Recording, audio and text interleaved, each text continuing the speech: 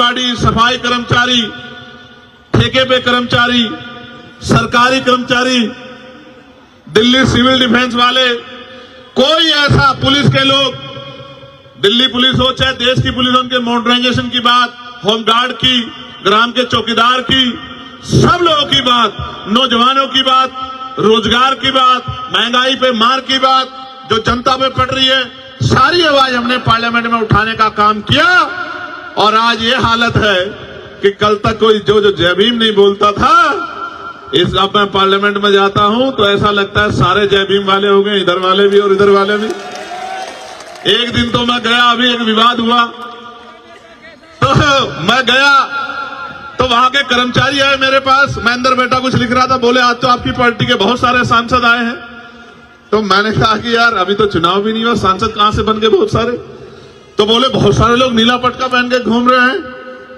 तो मैंने कहा नीला पटका पहन के तो बहुत लोग आएंगे, जय भीम का नारा भी बहुत लोग लगाएंगे, लेकिन जब आपको जरूरत होगी और आपकी तरफ आंख उठेगी और आपके अधिकारों पे हमला होगा तो सिर्फ भीम आर्मी और आजाद समाज पार्टी आएगा। वही असली नीले वाला है, वही असली नीले को आगे बढ़ाने वाला है। तो मैं बस आपसे कहना चाहता हूं, अब तक आपने सबको मौका दिया, सबका हाथ पकड़ा, सबको आगे बढ़ाया, सबकी आवाज आप बने, सब पे भरोसा किया। एक मौका आपको हमारे इन काम करने वाले साथियों को भी देना चाहिए। और अगर आपने एक मौका इनको दे दिया, मैं आपको लिख के देता हूं कि ना फिर आपको किसी और झंडे की जरूरत पड़ेगी, ना डंडे की जरूरत पड़ेगी, ना नेता की जरूरत पड़ेगी, क्योंकि नेता मां के पेट से जन्म नहीं लेते, नेता संघर्ष से पैदा होते हैं। और भीम आर्मी ने संघर्ष करके नेता तैयार किए हैं। जिनको कल तक नकारा जाता था, आज उनको बड़े बड़े नेता फोन करके कहते हैं कि हम पे अपना आशीर्वाद बना के रखना। मैं बस आपसे कहना चाहता हूं, अच्छी बात यह है कि मेरे लोकसभा क्षेत्र के भी बहुत सारे लोग जो नगीना छोड़ के आ गए, वो भी मुझे रास्ते में मिले, वो भी यहां रहते हैं। अब उन पे तो मुझे भरोसा है कि वो मेरा साथ छोड़ ही नहीं सकते। मैं यहां से नगीना के साथियों का भी धन्यवाद देता हूं। और मैं आपसे ये भी कहना चाहता हूं बहुत जिम्मेदारी के साथ कि सड़कों की लड़ाई हम लड़ते रहेंगे।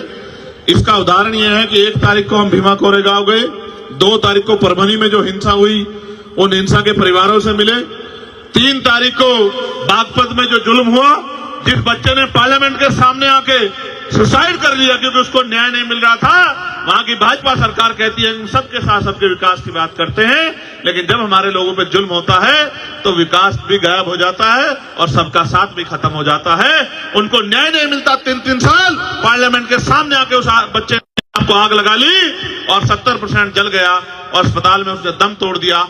आखिरी लाइन उसकी ये थी कि मेरा भाई मुझको न्याय दिलाएगा।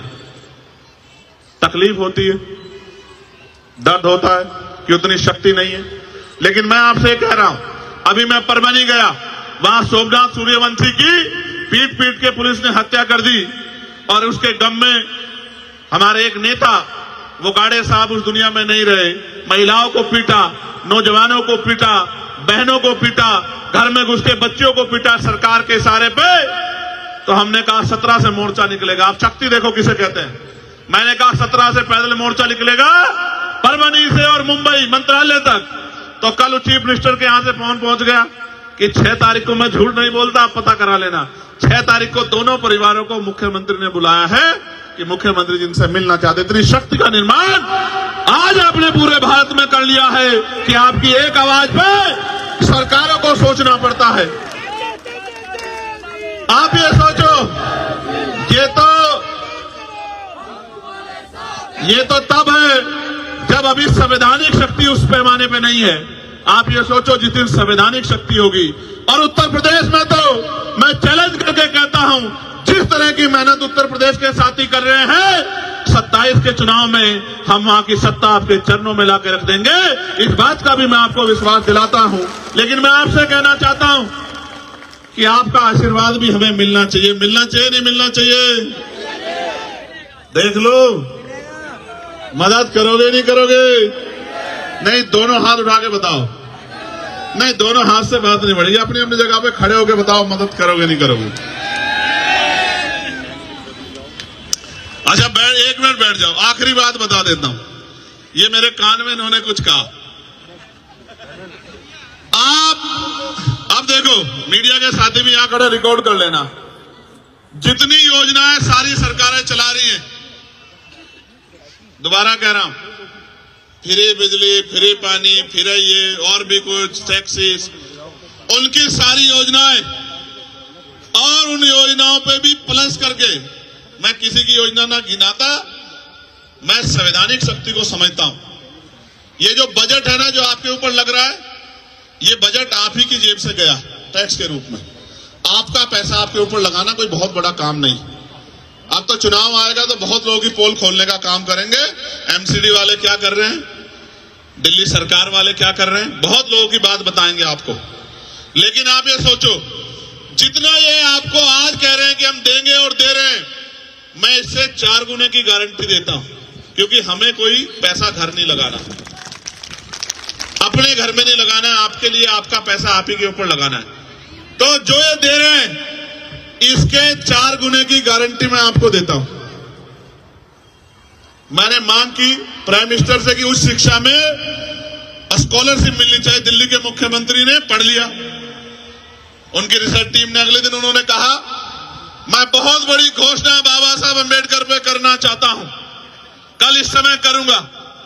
हमारे साथियों ने कहा कि मुख्यमंत्री जी को घोषणा, हमने कहा हमारा चार्ट उठा लो, 12 घोषणा में से एक घोषणा उसमें से ही होगी। तो कहा बाबा साहब अंबेडकर शिक्षा को बड़ा महत्व देते थे, तो उस शिक्षा में हम लोग स्कॉलरशिप देने का काम करेंगे। मगर अब देखो कितने तेज है, गौर से सुनो, वो अपना एडमिशन करवा ले तो उनको बाकी सारी मदद हम लोग करेंगे। भाई ये बताओ, 12वीं तक के स्कॉलरशिप देके डॉक्टर बना दोगे क्या, इंजीनियर बना दोगे क्या, वकील बना दोगे क्या, जज बना दोगे क्या, क्या बना दोगे? बेवकूफ तो बना सकते, क्योंकि हाई स्कूल इंटर तो हमारा मरा गिरा आदमी भी रूखी सूखी खाके अपने बच्चों को करा ही देता। अगर करना है इस देश में, जो बाबा साहब अम्बेडकर कहते थे आपको बिजली फ्री दे देंगे, पानी फ्री दे देंगे, रोटी अनाज दे देंगे, लेकिन आपके बच्चों को एजुकेशन नहीं देंगे, क्योंकि एजुकेशन सवाल को जन्म देती है। और जिस दिन आपके बच्चों को शिक्षा का अधिकार मिल गया और मुफ्त शिक्षा मिल गई और गुणवत्तापूर्ण शिक्षा मिल गई, आप याद रखना, आपका रास्ता कोई नहीं रोक सकता। इसका उदाहरण डॉक्टर बाबा साहब अम्बेडकर है कि ये ना चाहते हुए भी बाबा साहब अम्बेडकर संविधान सभा में भी गए और कानून मंत्री भी बने। इसलिए मैं आपको कहना चाहता हूं, मैंने पार्लियामेंट में कहा था कि समान शिक्षा पॉलिसी लागू कर दो। मैं सत्ता पक्ष को भी कह रहा हूं, विपक्ष को भी, अगर आप इतने अच्छे हो तो करो समान पॉलिसी लागू। अगर बाबा साहब समान शिक्षा पॉलिसी लागू, अगर बाबा साहब अम्बेडकर को नेता मानते हो, बाबा साहब अम्बेडकर की बात को मानते हो, समान हेल्थ पॉलिसी लागू करो कि गरीबों का इलाज भी, क्या तो सारे प्राइवेट स्कूल अस्पताल गरीबों के लिए भी खुले मुफ्त में, या सबका इलाज सरकारी अस्पताल में हो, और इलाज बेहतर से बेहतर होना चाहिए कि पैसे की कमी के कारण किसी की जान ना जाए। होना यह चाहिए कि गरीब के बच्चे को एजुकेशन वो कभी तक ले, गुणवत्तापूर्ण एजुकेशन, और वो इतने कम दामों में मिलनी चाहिए, किसी की जेब ना कटे। हमने तो देखा अपने आप से कि बड़े स्कूलों में, प्राइवेट में हमारे लोग हिम्मत करके भेजते हैं। मेरी माएं पेट पे कपड़ा बांध लेती हैं, एक टाइम का भोजन काट के अपने बच्चों को पढ़ाती, क्योंकि बाबा साहब कह के गए थे। लेकिन सच ये है कि ये सारे काम आपके आसान हो सकते हैं अगर आप अपनी राजनीतिक ताकत बना लो। मैं ये महसूस करता हूं, आप सब कुछ सीखे बाबा साहब से, बस ये अपनी उंगली का सही प्रयोग करना नहीं सीख पर, जो सबसे आसान काम